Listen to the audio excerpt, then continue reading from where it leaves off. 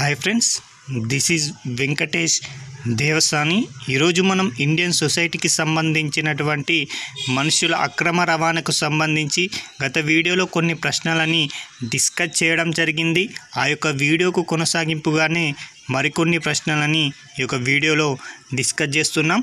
అందులో భాగంగా మొదటి ప్రశ్న, స్త్రీలు మరియు బాలికల యందు అక్రమ రవాణాను నిరోధించేటువంటి సమగ్రమైన పథకమైన ఉజ్వల పథకాన్ని ఎప్పుడు తీసుకొచ్చారని అడుగుతున్నారు. ఈ యొక్క ఉజ్వల అంటే మనకి ముందుగా అబ్రివేషన్ తెలిసి ఉండాలండి. ఉజ్వల స్కీమ్ ఫర్ కంబేటింగ్ ట్రాఫికింగ్ అని గుర్తుంచుకోండి. మనుషుల యొక్క అక్రమ రవాణాను అరికట్టేందుకై కేంద్ర ప్రభుత్వం 2007 సంవత్సరంలో డిసెంబర్ 4వ తేదీన ప్రారంభించడం జరిగింది.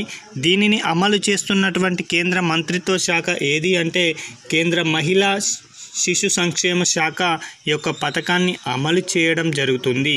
ఈ యొక్క పథకం యొక్క ముఖ్య ఉద్దేశం ఏంటి అంటే మనుషుల అక్రమ రవాణాకు గురయ్యేటువంటి స్త్రీలు బాలికలని రక్షించి వారికంటూ ఒక పునరావాసాన్ని కల్పించి వారికి ఉజ్వల అనగా వెలుగుతో కూడిన ఒక భవిష్యత్తును అందించేటువంటి ఒక సమగ్రమైన పథకమే ఈ యొక్క ఉజ్వల పథకం అని గుర్తుంచుకోండి.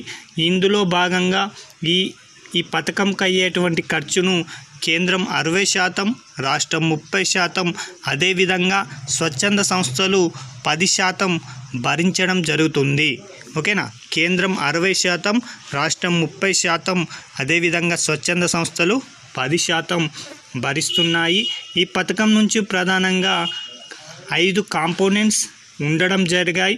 అందులో మొదటిది అక్రమ రవాణాను నిరోధించడం, రెండవది బాధితులకి రక్షించడం, మూడవది బాధితులకు పునరావాసాన్ని కల్పించడం, నాలుగవది బాధితులను సమాజంలో భాగం చేయడం, ఐదవది బాధితులను పూర్వ సాధారణ జీవన స్థితికి తీసుకురావడం. ఇవి ప్రధానమైనటువంటి 5 కాంపోనెంట్స్ అని గుర్తుంచుకోండి.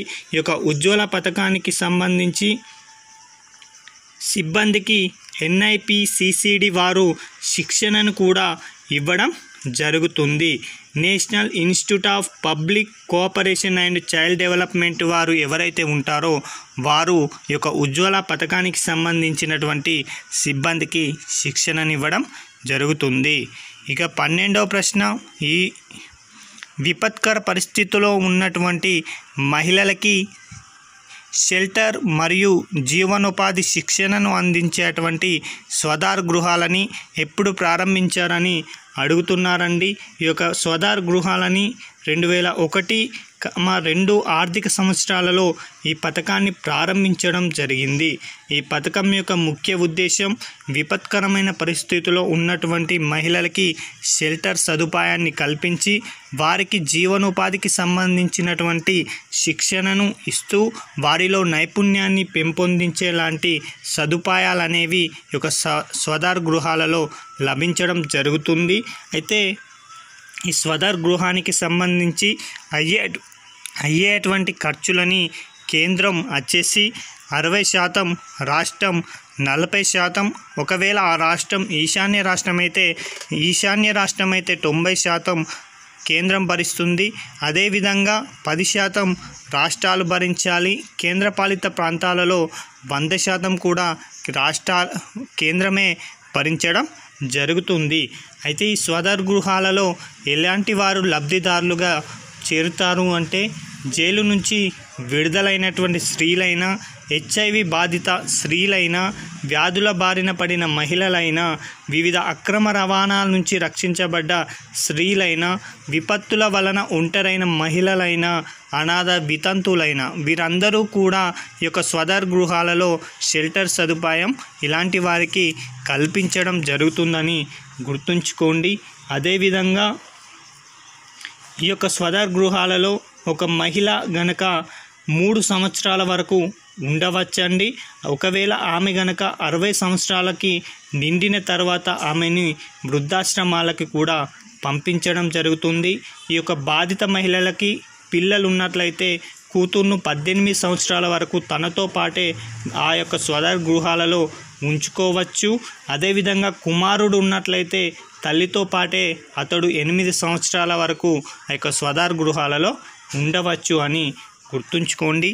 అదేవిధంగా 13వ ప్రశ్న, ఇంటిగ్రేటెడ్ చైల్డ్ ప్రొటెక్షన్ స్కీమ్ ICPSను ఎప్పుడు ప్రారంభించారని అడిగారండి. 2009వ సంవత్సరంలో ఈ యొక్క ICPSని ప్రారంభించడం జరిగింది. బాలల యొక్క సమగ్ర రక్షణ ముఖ్యమైన ధ్యేయమండి దీనిది. బాలల యొక్క సమగ్ర రక్షణ ముఖ్యంగా విపత్కర పరిస్థితులలో బాలికలకు రక్షణను అందించేందుకోసమై ఈ యొక్క పథకాన్ని 2009 సంవత్సరంలో ప్రారంభించడం జరిగింది. ఈ యొక్క ICPS అనేది సమాజంలో ఉన్నటువంటి బాలలకు కావలసిన సేవలను అందిస్తుంది. బాలల హక్కులు మరియు బాలలపై జరుగుతున్నటువంటి హింసపైన సమాజంలో అవగాహన కల్పిస్తుంది. అక్రమ రవాణా నుంచి రక్షణ కల్పిస్తుంది. బాల కార్మికత నుంచి విముక్తి కల్పిస్తుంది. ఇవంటి ICPSకు సంబంధించినటువంటి ముఖ్య ఉద్దేశం. అదేవిధంగా 1098 అనేటువంటి 24/7 చైల్డ్ హెల్ప్ లైన్ కూడా ఉంటుంది. దీని ద్వారా విపత్కర పరిస్థితుల్లో ఉన్నటువంటి బాలలకి సమాచారాన్ని అందించడం జరుగుతుంది. అదేవిధంగా వారిని సంరక్షించడం కూడా జరుగుతుంది. మరొక ప్రశ్న అండి, 14వ ప్రశ్న, తప్పిపోయిన బాలల కోసం కోయోపాయ అనేటువంటి వెబ్సైట్ని ఎప్పుడు ప్రారంభించారని అడుగుతున్నారండి. ఎవరైతే బాలలు తప్పిపోయి ఉంటారో వారి యొక్క ఆచూకీని తెలుసుకోవడం కోసమై కోయోపాయ అనేటువంటి వెబ్సైట్ని 2015 సంవత్సరం జూన్ 2వ తేదీ నాడు ప్రారంభించారని గుర్తుంచుకోండి. మరొక ప్రశ్న అండి, హైదరాబాద్ కేంద్రంగా బాలల మరియు మహిళల యందు జరుగుతున్నటువంటి అక్రమ రవాణాపైన కృషి చేస్తున్నటువంటి NGO ఏది అని అడుగుతున్నారండి. హైదరాబాదును కేంద్రంగా చేసుకొని బాలల యొక్క మరియు మహిళల యొక్క అక్రమ రవాణాను నిరోధించాలంటూ బాలలను మరియు మహిళలను సంరక్షించడమే ధ్యేయంగా హైదరాబాద్ కేంద్రంగా ప్రజ్వల అనేటువంటి సంస్థ కృషి చేయడం జరుగుతుంది. అలా అక్రమ రవాణాకు గురైన వారికి కూడా ఈ యొక్క ప్రజ్వల అనేటువంటి సంస్థ తన యొక్క పునరావాస సేవలను కూడా అందించడం జరుగుతుంది. ఇది అక్రమ రవాణా పైన ఎనలేని కృషి అనేది చేస్తుందని గుర్తుంచుకోండి.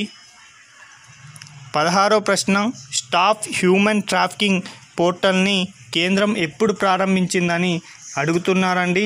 ఈ యొక్క స్టాప్ హ్యూమన్ ట్రాఫికల్ పోర్టల్ని కేంద్ర గృహ మంత్రిత్వ శాఖ వారు 2014 సంవత్సరంలో ఈ యొక్క వెబ్ పోర్టల్ని ప్రారంభించడం జరిగింది. 7వ ప్రశ్న, ఐక్యరాజ్య సమితి బానిసత్వ నిరోధక ఒడంబడికను ఏ సంవత్సరంలో రూపొందించిందంటే 1926 సంవత్సరంలో రూపొందించడం జరిగింది. అదేవిధంగా మనుషుల అక్రమ రవాణా నిరోధక కోసం UNO ప్రత్యేకమైన నిబంధనలని 1981 సంవత్సరంలో రూపొందించడం జరిగిందని గుర్తుంచుకోండి. అదేవిధంగా 18వ ప్రశ్న, ముంబై వేశ్యవృత్తి నిరోధక చట్టాన్ని ఎప్పుడు తీసుకురావడం జరిగిందంటాడు. 1928 సంవత్సరంలో ఈ యొక్క ముంబై వేశ్యవృత్తి నిరోధక చట్టాన్ని తీసుకురాగా, అదేవిధంగా మద్రాసు రాష్ట్రం కూడా ఈ యొక్క వేశ్యవృత్తి నిరోధక చట్టాన్ని 1930 సంవత్సరంలో తీసుకురావడం జరిగింది. ఇక 19వ ప్రశ్న, హైదరాబాద్ వేశ్యవృత్తి నిరోధక చట్టాన్ని ఎప్పుడు తీసుకొచ్చిందంటున్నాడు. 1952 సంవత్సరంలో ఈ యొక్క హైదరాబాద్ వేశ్యవృత్తి నిరోధక చట్టాన్ని తీసుకురావడం జరిగింది. అదేవిధంగా ఉమ్మడి ఆంధ్రప్రదేశ్లో ఉన్నటువంటి జోగిని వ్యవస్థను నిర్మూలించాలనే ఉద్దేశంతో 1988 సంవత్సరంలో ఏపీ జోగిని వ్యవస్థ నిర్మూలన చట్టాన్ని తీసుకురావడం జరిగింది. మనుషుల అక్రమ రవాణా నిషేధన బిల్లుని 2019 సంవత్సరంలో తీసుకురావడం జరిగింది. మనుషుల అవయవాలు మరియు కణజాల మార్పిడి నిరోధక చట్టం వచ్చేసి 1994 సంవత్సరంలో తీసుకురావడం జరిగింది. ఇక చివరి ప్రశ్న, UNO బాల న్యాయ నియమాలు లేదా బీజింగ్ నియమాలు ఎప్పుడు రూపొందించారు అంటారు. 1985 సంవత్సరంలో ఐక్యరాజ్య సమితి బాలలకు సంబంధించినటువంటి న్యాయ నియమాలను తీసుకురావడం జరిగింది. ఎక్కడ అంటే బీజింగ్లో ఈ యొక్క న్యాయ నియమాలను తీసుకురావడం జరిగింది. అదేవిధంగా దత్తత పైన కూడా హేగ్ కన్వెన్షన్లో 1993లో భారత్ సంతకం చేయడం జరిగింది. ఇవండి మనుషుల అక్రమ రవాణాకు సంబంధించినటువంటి ముఖ్యమైన ప్రశ్నలు. నెక్స్ట్ వీడియోలో మనం ప్రత్యేక సమర్థులు లేదా దివ్యాంగులకు సంబంధించినటువంటి ముఖ్యమైనటువంటి ప్రశ్నలని డిస్కస్ చేయబోతున్నాం. Thank you.